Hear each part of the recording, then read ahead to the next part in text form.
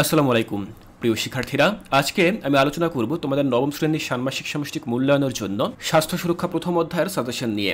আমি প্রথম অধ্যায় থেকে এমন কিছু গুরুত্বপূর্ণ তোমাদের সামনে উপস্থাপন করব যে প্রশ্নগুলো তোমাদের অর্ধবার্ষিক পরীক্ষায় আসতে পারে। তো চলো আমরা সেই প্রশ্নগুলো দেখে নিচ্ছি। প্রথম অধ্যায়ের নাম হচ্ছে মিডিয়া ব্যবহারে যত্নবান হই।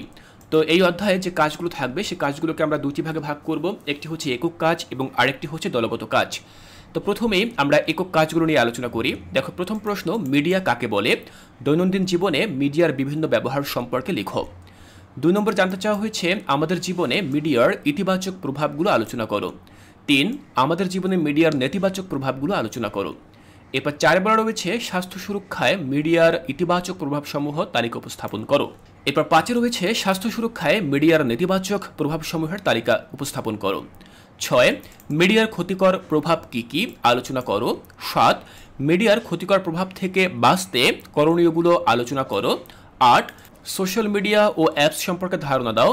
এরপর রয়েছে কি দেখো 9, মিডিয়া নেটওয়ার্ক বলতে কি বোঝো। 10, সোশ্যাল মিডিয়া বা সামাজিক যোগাযোগ সাইট সম্পর্কে বর্ণনা করো। এবং 11, ব্যবসায়িক কর্মকাণ্ডে সামাজিক যোগাযোগ মাধ্যম বা সোশ্যাল মিডিয়ার ভূমিকা আলোচনা করো।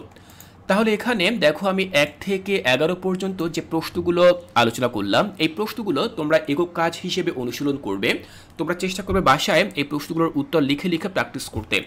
দেখো, এ ধরনের প্রশ্ন কিন্তু তোমাদের অর্ধবার্ষিকী মূল্যায়নে আসতে পারে এবং সেগুলোর উত্তর কিন্তু তোমাদেরকে খাতায় লিখতে হবে। তাই তোমরা অবশ্যই এই প্রশ্নগুলো খুব ভালোভাবে প্র্যাকটিস করবে।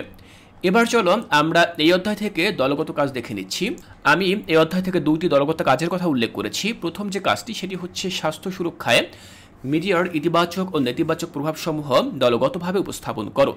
তো এটি হচ্ছে দলগত কাজ 1। দলগত কাজ 2-এ আমি লিখেছি আমরা কিভাবে আমাদের দৈনন্দিন জীবনে সচেতনভাবে মিডিয়া ব্যবহার করতে পারি তা আলোচনা করো।